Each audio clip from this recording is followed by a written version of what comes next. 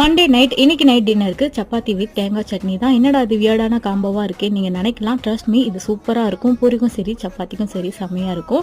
மாவு பேசிலாம் சொல்லி ஆர்வ கோளாறுல எப்பயும் போல் நார்மல் தண்ணி ஊற்றிட்டேன். அதுக்கப்புறமா தான் சுடு தண்ணி ஊற்றினா இன்னும் சாஃப்டாக வரும் தெரிய வந்தது.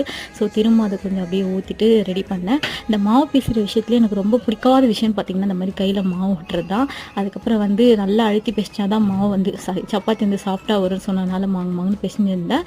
எப்பயுமே நார்மலாக நான் வந்து உள்ளங்கை வச்சு பேசிஞ்சிருவேன். கை பயங்கரமாக வலிக்கும். இப்போ தான் அந்த டிப்ஸு தெரிஞ்சது, இந்த இடம் வச்சு பிசையணும் சொல்லிட்டு.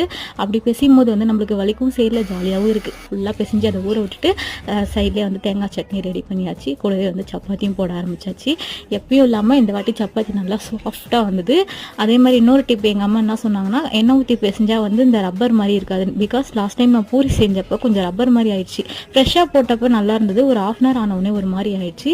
அதுக்கு வந்து எண்ணெய் ஊற்றி பிசைஞ்சு சொன்னாங்க. ஸோ அதை ட்ரை பண்ணேன், நல்லா வந்தது.